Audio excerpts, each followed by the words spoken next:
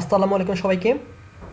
আমার power point যে tutorial ছিল সেটার চতুর্থ ভিডিওতে আপনাদের স্বাগতম। তো এই ভিডিওতে আমরা দেখব যে আমাদের যে রিবনে হোম আছে, হোমের বিভিন্ন যে সেকশন আছে সেগুলোর কি কাজ। তো চলুন আমরা যে ফাইলটা তৈরি করেছিলাম সেই ফাইলে আমরা চলে যাই। এখানে আমরা একটা ফাইল তৈরি করেছিলাম, আর এটা হচ্ছে আমাদের আগের ভিডিওতে আমরা এগুলো করেছিলাম, লিখেছিলাম। তো এই হচ্ছে রিবনে হোম। তো আজকে আমরা শিখবো যে হোমের এই clipboard, slide, font, paragraph, drawing and editing, এই যে 6টা সেকশন আছে, এই সেকশনগুলোর কাজ।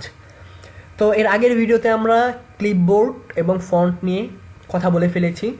তো এটা নিয়ে আসলে বেশি কিছু নাই, যারা বেসিক জানে তারা জানে যে কীভাবে ফন্ট কী করতে হয়, ক্লিপবোর্ড কীভাবে কপি পেস্ট এবং কাট করতে হয় এবং আনডু রিডু করতে হয়, সেভ করতে হয়।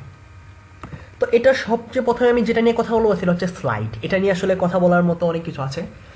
দেখেন এখানে আমরা একটা স্লাইডে আছি। তো আমি চাচ্ছি যে প্রথম স্লাইডটা হয়ে গেছে আমার তৈরি, এটাই হচ্ছে প্রথম স্লাইড। তো আমি এখানে একটা টেক্সট লিখে ফেলছি যে উইথ নো টু গ্রো, ঠিক আছে। এটা করলাম। তো এখন আমি কি করতে চাচ্ছি, নেক্সট একটা স্লাইড তৈরি করতে যাচ্ছি। যে আমাদের প্রথম পেজ হয়ে গেছে, আমরা ডিজাইন দেওয়ার পরে শিখবো। আমরা আপাতত দেখি যে কিভাবে এই সেকশনগুলো কাজ করে। তো একটা স্লাইড যদি আমি তৈরি করতে চাই, আমি কিবোর্ড থেকে এন্টার বাটনটা ক্লিক করব। দেখেন এন্টার বাটনটা ক্লিক করার সাথে সাথে এখানে যে আপনি আগে সিলেক্ট করতে হবে, এখানে সিলেক্ট করে আপনি এন্টার বাটন ক্লিক করলে এই দেখেন নতুন একটা স্লাইড চলে আসছে। আবার এটাকে সিলেক্ট করে যে আপনি এন্টার দেন, নিচে একটা স্লাইড চলে আসছে। সো এভাবে না গিয়ে আমরা এটা শিখতেছি, বাট আমরা আগে দেখি যে এখান থেকে কীভাবে আনা যায়। দেখেন এখানে যদি আপনি ক্লিক করেন, জাস্ট এন্টারের মধ্যে কাজটা হবে, একদম এন্টারের মধ্যে কাজটা হবে। দেখেন নেক্সট স্লাইডটা চলে আসছে। এখানে মূলত আপনার শর্টকাট লেখা Ctrl+M, বাট এন্টার দিলেই হয়, বা Ctrl+M দিলে হয়। কন্ট্রোল ধরে আমি এম দিলাম, এই যে আরেকটা হয়ে গেছে, ঠিক আছে। ডিলেট দিলে কেটে যাবে, ডিলেট দিলে কেটে যাবে, কিবোর্ড থেকে ডিলেট বাটন প্রেস করলে আর কি। সো এখন আসছে। তো এখানে দেখেন এখানে একটা লেআউট তৈরি করা আছে, উপরে একটা টাইটেল, নিচে একটা কন্টেন্ট। এই যে এই বক্সটাকে বলা হয় কন্টেন্ট। তো আমরা এখান থেকে লেআউট নিজেদের মন মতো সেট করতে পারবো। যেমনটা হচ্ছে এই যে দেখেন শুধু টাইটেল, যেমন আমাদের প্রথমটা ছিল শুধু টাইটেল। তো আমরা এবার টাইটেল লেআউট নিতে পারবো। টাইটেল অ্যান্ড কন্টেন্ট, একটা টাইটেল থাকবে, একটা কন্টেন্ট থাকবে, এই লেআউটটা আমরা নিতে পারবো। অথবা আমরা এখান থেকে সেকশন হেডার, মানে একটা হেড থাকবে, এর সাথে একটা স্লোগান বা একটা সাবটাইটেল থাকবে, এরকম সামথিং আমরা করতে পারবো। যেটা হেড নিয়ে ধরেন আপনি একটা বিজনেস প্রেজেন্টেশন দিবেন, ধরেন মাইক্রোসফট পাওয়ার পয়েন্ট এখানে লিখলাম, এখানে মাইক্রোসফট পাওয়ার পয়েন্ট সম্পর্কে কয়েকটা লাইন লিখলাম। এভাবে হেড সেকশনটা করা যেতে পারে।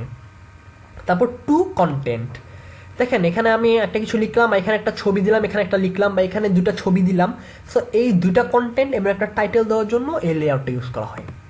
তারপর আছে টাইটেল অনলি, তারপর আছে কম্পারিজন, দেন আছে ব্ল্যাঙ্ক, দেন আছে content with caption, picture with caption. তো এখানে বিভিন্ন লেআউট আছে। কম্পারিজন, আপনি দুইটা গ্রাফ এখানে কম্পারিজন করতে পারবেন।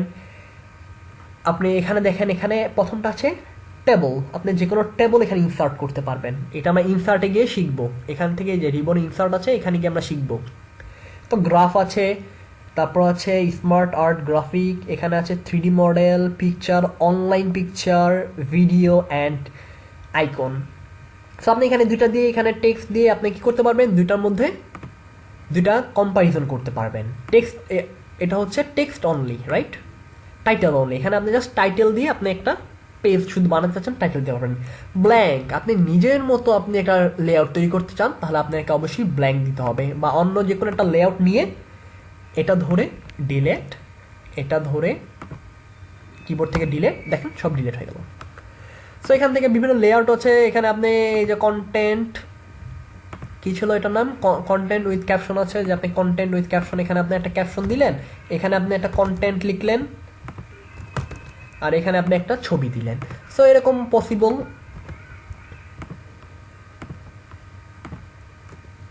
এখানে মুছে দিচ্ছি। তো এভাবে আমরা এই লেআউট দিয়ে আমাদের কারেন্ট যে পেজ, মানে আমরা যে পেজে আছি সেই পেজের লেআউট আমরা এইভাবে চেঞ্জ করতে পারবো। আর যদি আমরা চাই যে আমাদের পরবর্তী যে পেজটাই যেখানে আসবে, আমাদের পরবর্তী যে 3 নম্বর পেজটা এখানে আসবে বা 3 নম্বর যে স্লাইডটা আসবে, সেই স্লাইডটার কি ডিজাইন হবে বা কি লেআউট হবে, তাহলে আপনাকে এখানে সেট করতে হবে। এখান থেকে যদি আপনি সেট করেন যে কম্পারিজন, দেখেন পরের স্লাইডটা কম্পারিজন হয়ে গেছে। আর যদি এখান থেকে সিলেক্ট করেন তাহলে বর্তমান স্লাইডটা চেঞ্জ হবে। রিসেট, যদি আপনি চান যে আপনি কিছু রিসেট দিতে চান, সামথিং এমএস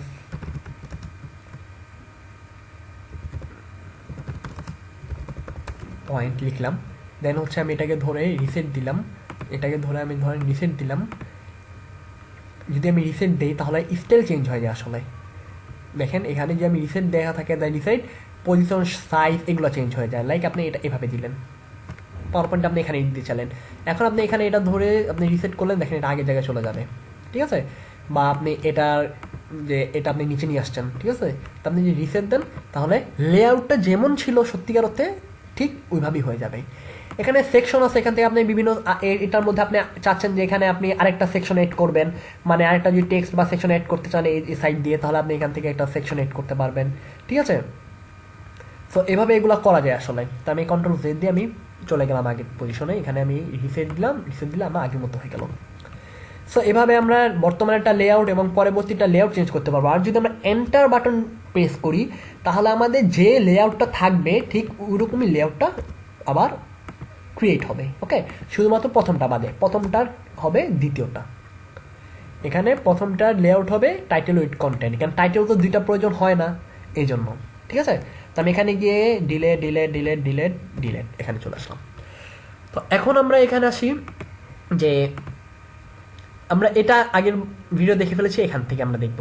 ধরুন আপনি এখানে এটা কাজ করতে চাচ্ছেন, এখানে আপনি শুরু থেকে শুরু করতে চাচ্ছেন, একদম প্রথম থেকে শুরু। এটা দিলে প্রথম থেকে শুরু হবে, এটা দিলে হচ্ছে জাস্টিফাই হবে, সেন্টার হবে। এটা হচ্ছে যে আপনার একদম বিগিনিং থেকে শুরু, এটা হচ্ছে সেন্টার, এটা হচ্ছে একদম শেষ থেকে শুরু হবে। আর এটা হচ্ছে জাস্টিফাই দিলে কি হবে যে আপনার সবগুলা কন্টেন্ট এই বক্সের মাঝে একদম সুন্দর মতো বিন্যস্ত হয়ে যাবে। লাইক এখান থেকে আমি কিছু লিখলাম, যে এখানে লিখলাম এই হচ্ছে point with no to grow. দেখেন উপরে দেখেন এই যে এই জায়গায় দেখেন কতটা স্পেস হয়ে গেছে। কারণ কি, কারণ হচ্ছে আপনার এটা এই শেষ পর্যন্ত আসা লাগবে। আপনি যদি এখানে আরো টেক্সট বানান, দেখেন টেক্সট বানানোর সাথে সাথে এটা কিন্তু স্পেসটা কমে যাচ্ছিল। জাস্টিফাই দিলে আমরা মাঝে মাঝে অনেক প্যারাগ্রাফ লিখি, প্যারাগ্রাফে জাস্টিফাই দিলে সুন্দর দেখা যায় যে দুই সাইড থেকে সমান। তো এই জন্য জাস্টিফাইটা ব্যবহার করা হয়ে থাকে। বা এখানে আপনি 2টা কলাম বা 3টা কলামও আপনি ব্যবহার করতে পারবেন। যে আপনি চাচ্ছেন যে এখানে আমরা এখানে চলে যাই, এখানে চলে গিয়ে আমরা এখানে টেক্সট লেখা শুরু করে দিই।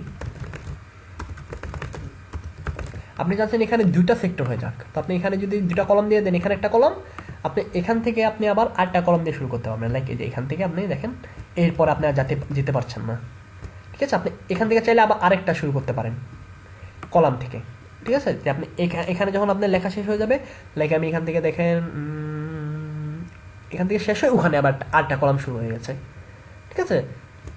তো এইভাবে এগুলো করা যায় 2টা কলাম বা 3টা কলামের ক্ষেত্রে। ধরুন আপনি প্যারাগ্রাফটা 2টা কলামে আপনি সেট করতে যাচ্ছেন, তখন আপনি এটা দিতে পারবেন। আর এটা হচ্ছে যে আপনি একটা লাইন থেকে 8টা লাইনে স্পেস থাকবে। ধরেন আমি এটা কাজ করলাম, এটাকে আমি সেন্টার দিয়ে দিলাম। এখন লাইন স্পেসিফিক দেখেন যত পাচ্ছি, একটা লাইন থেকে 8টা লাইনের দূরত্ব একটা দিয়ে আমরা ব্যাখ্যা করতে পারি। তো এখানে টেক্সট ডিরেকশন আছে যে আপনি এটা কিভাবে দিতে চান, এভাবে যেভাবে ইচ্ছা আপনি দিতে চান, যে আপনি সাইডে এগুলো আসবে। আমরা মাঝে মাঝে দেখি আবার সাইডে আসে, তো আমরা এইভাবে করতে পারি। বুঝতে পারছেন টেক্সট ডিরেকশনটা কি আসলে। সো অ্যালাইন টেক্সট, তো এটা কোথায় থাকবে, বটম, মিডল, টপ, এগুলো আমরা এখান থেকে সেট করতে পারি। কনভার্ট টু স্মার্ট অবজেক্ট, দেখেন এটার মধ্যে যে আমরা ক্লিক করি এটা একটা অবজেক্টের মধ্যে চলে যাচ্ছে, দেখছেন। যে আপনি চাচ্ছেন যে এটা একটা এরকম একটা অবজেক্টের মধ্যে চলে যাবে,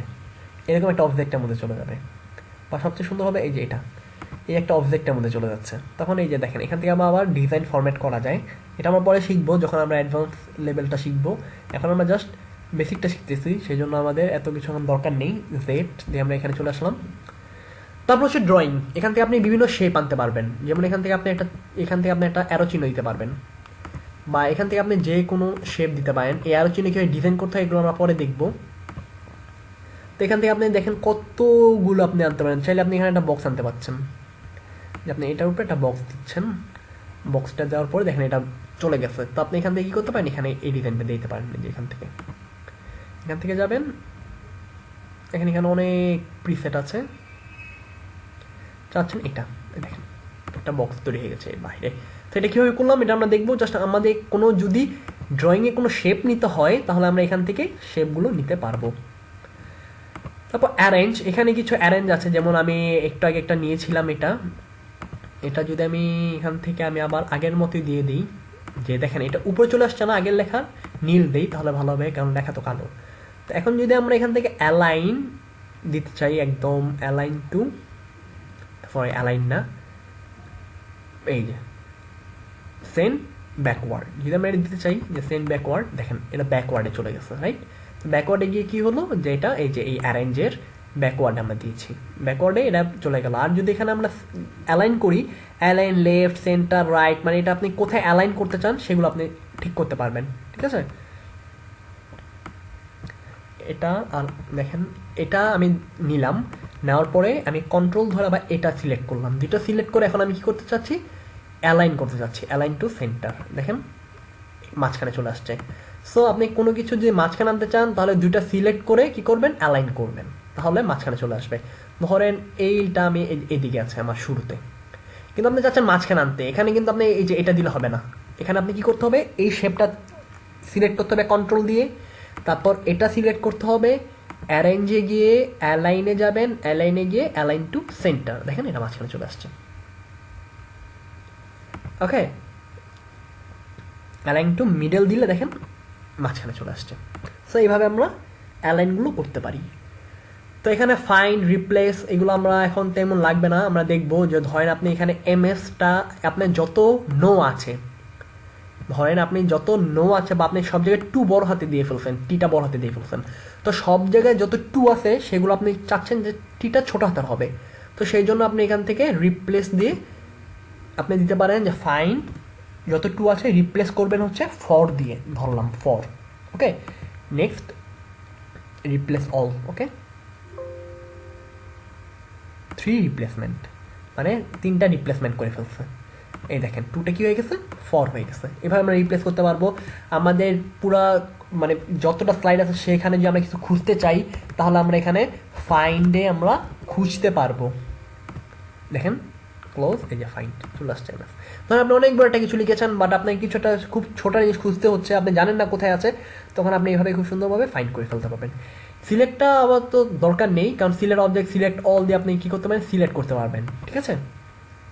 আর আরেকটা কথা, ধরেন আপনি এই সবগুলা টেক্সট নিচে আনতে চাচ্ছেন, তখন আপনি এখানে এভাবে সিলেক্ট করে আনতে পারবেন না। আর এই বক্সে আপনি যেখানেই ধরেন দেখেন বক্স ঘুরে যাবে, যদি আপনি এখানে উপরে থেকে ধরেন তাহলে বক্স ঘুরে যাবে, ঠিক আছে। যদি শিফট দিয়ে ঘুরান তাহলে দেখেন 90 ডিগ্রি অ্যাঙ্গেল আপনি ঘুরাতে পারবেন।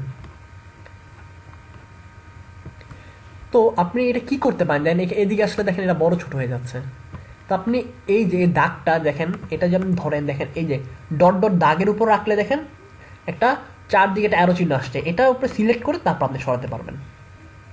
আর এটা ধরে যে আপনি যে কোনো একটা ইফেক্ট দেন তাহলে পুরোটার উপরে ইফেক্টটা চলে আসবে। আর যদি ভিতরে সিলেক্ট করে ইফেক্ট দেন কোনো কিছু দেন তাহলে শুধুমাত্র ভিতরেরটার মধ্যে আসবে।